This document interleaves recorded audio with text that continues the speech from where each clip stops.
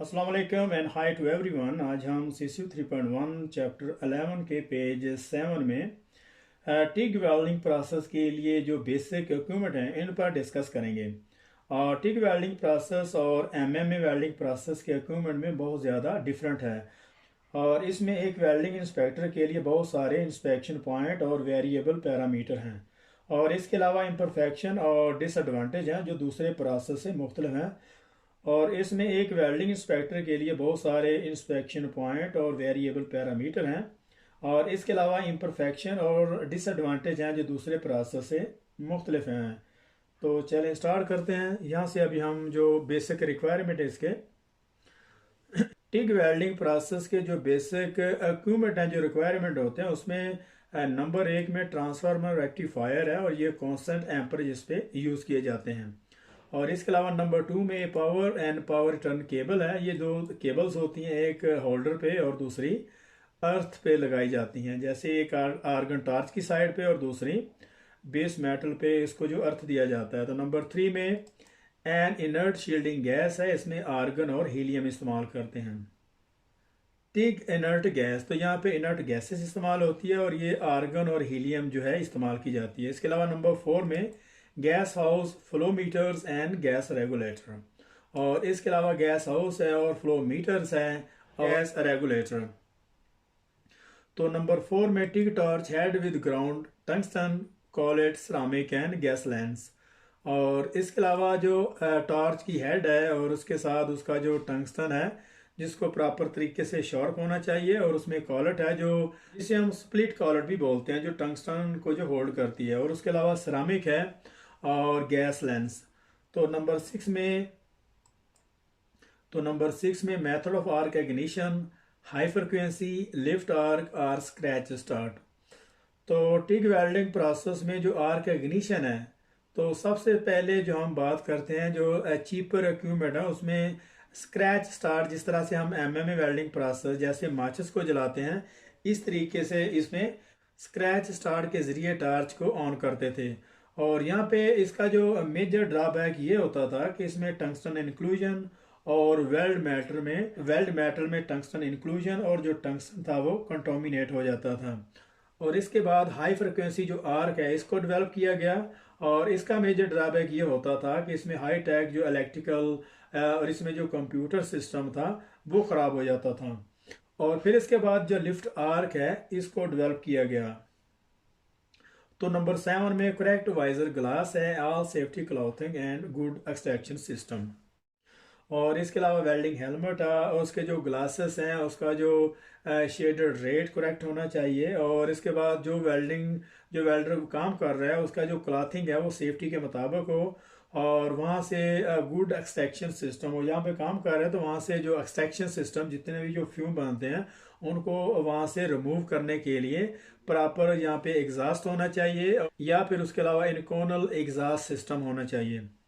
और इसके अलावा optional filler metal in rod from the manual TIG to the correct specification.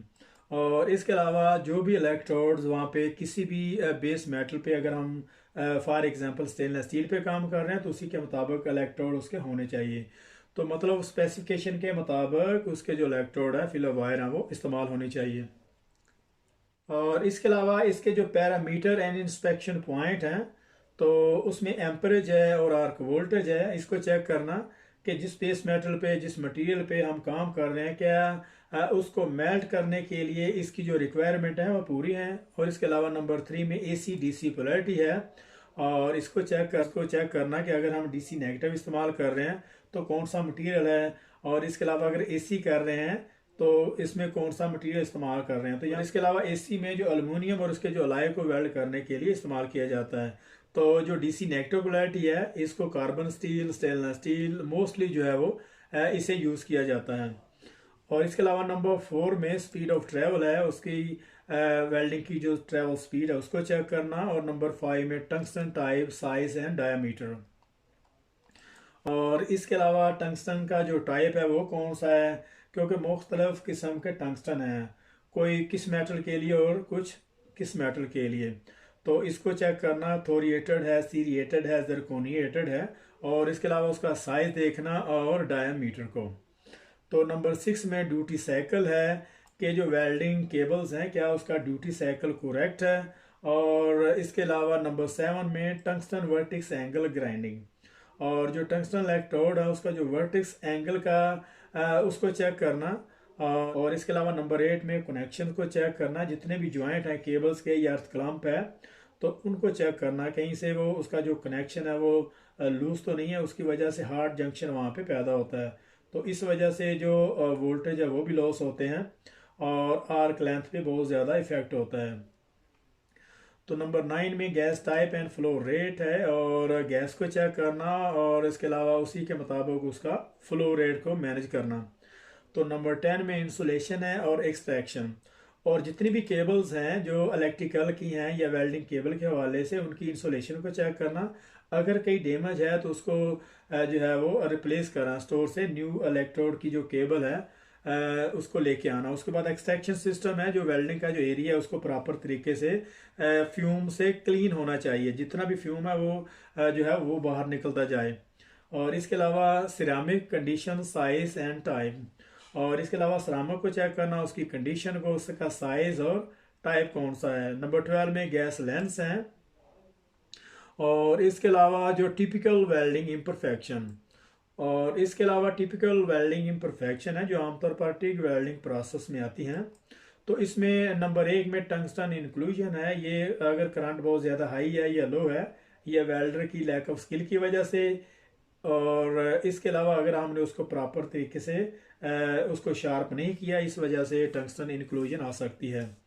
तो number 2 में सरफेस पोरोसिटी है, या अगर बेस मेटल जिसको हम वेल्ड कर रहे हैं उसकी सरफेस को प्रॉपर क्लीन नहीं किया, या फिर अगर कहीं से जो गैस है वो लॉस है और इस वजह से सरफेस पे पोरोसिटी आ सकती है। तो नंबर 3 में क्रैटर पाइप है, वेल्ड रन के एंड में जब हम टार्च को उठाते हैं अगर वहाँ पे उसका जो सिस्टम सही नहीं है तो इस वजह से क्रैटर पाइप आते हैं।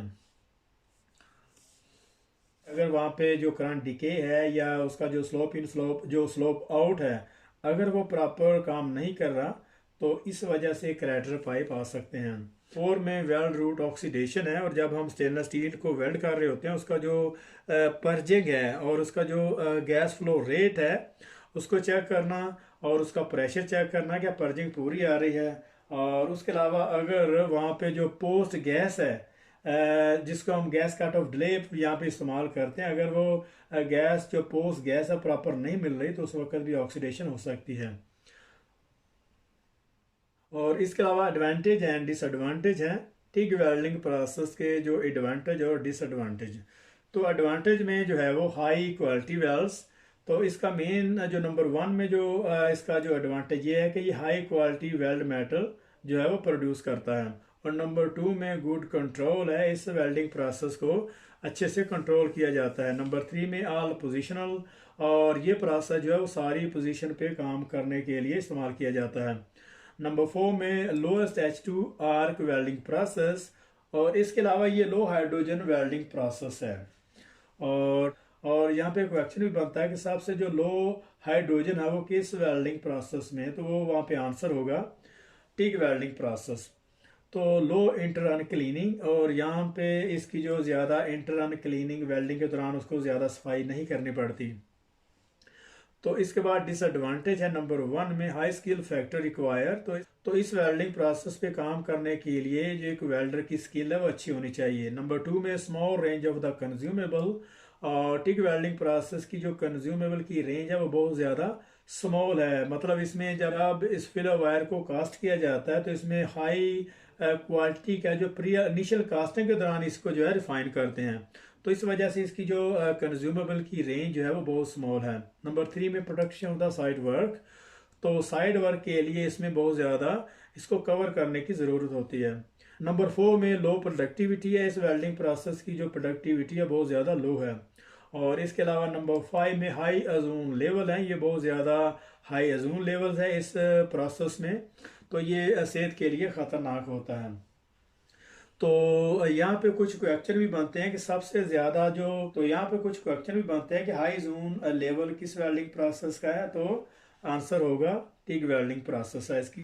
तो किस वेल्डिंग प्रोसेस की जो प्रोडक्टिविटी लो है, टिग वेल्डिंग प्रोसेस की। जो स्मॉल रेंज कंज्यूमेबल किस प्रोसेस की है, तो टिग वेल्डिंग प्रोसेस की। तो इसी तरीके से लो हाइड्रोजन प्रोसेस कौन सा वेल्डिंग प्रोसेस है, तो उसका आंसर होगा टिग वेल्डिंग प्रोसेस। तो इसके अलावा जो टंगस्टन इंक्लूजन है वो किस वेल्डिंग प्रोसेस में होगी, submerged arc welding process, MMA welding process, और फ्लक्स कोर आर्क वेल्डिंग, या फिर टिग वेल्डिंग प्रोसेस। तो वहाँ पे आंसर होगा टंगस्टन इंक्लूजन जो है वो टिग वेल्डिंग प्रोसेस में होती है। और इसके अलावा अगर कनेक्शन जो है वो प्रॉपर तरीके से टाइट नहीं है तो उसके क्या इफेक्ट होते हैं, तो उसके इफेक्ट ये होते हैं कि वो वहाँ पे हार्ड जंक्शन जो है वो प्रोड्यूस होता है, और वहाँ पे जो वोल्टेज है वो लॉस होते हैं। लॉस होने की वजह से उसकी जो आर्क लेंथ है वो डिस्टर्ब होती है, और वहाँ से फिर उस पर और वहाँ पे उसके जो एलिमेंट हैं जब वो पिघल रहे होते हैं तो वो भी डिस्टर्ब होते हैं। तो अगर कोई ज्वाइंट के कनेक्शन, अगर किसी भी केबल के कोई कनेक्शन अगर लॉस हैं, लूज हैं, तो उसके क्या इफेक्ट हैं, तो उसके इफेक्ट ये हैं कि वहाँ पे जो उसके जो आर्क वोल्टेज हैं वो ड्रॉप होते हैं, और उसकी वजह से आर्क लेंथ है वो डिस्टर्ब होती है। और जब आर्क लेंथ डिस्टर्ब होती है तो वहाँ पे जो फ्लक्सेस हैं उसमें जो एलिमेंट होते हैं वो भी डिस्टर्ब होते हैं, और इसी तरीके से पूरी की पूरी जो वेल्ड मेटल की प्रॉपर्टी है वो हमें नहीं मिलती जो हमें रिक्वायर होती है। तो इसके अलावा तो इस तरह से बहुत सारे डिफरेंस हैं एमएमए वेल्डिंग प्रोसेस और टिग वेल्डिंग प्रोसेस के हवाले से। तो यहाँ पे आप इसको अच्छे तरीके से गौर से देखें, और इसी तरीके से अगर आप एमएमए वेल्डिंग प्रोसेस के जो कंपेयर करेंगे तो जो सेम है उनको तो याद करने की ज़रूरत नहीं है, लेकिन जो थोड़े डिफरेंट है उनको जेहन में रखना, और फिर उसी के हिसाब से उसको जो है वो मार्क करना। तो यहाँ पे हमारा 11 पॉइंट जो 6 पेज था यहाँ पे ख़त्म हो रहा है। तो मिलते हैं नेक्स्ट पेज में, तब तक के लिए अल्लाह हाफिज़।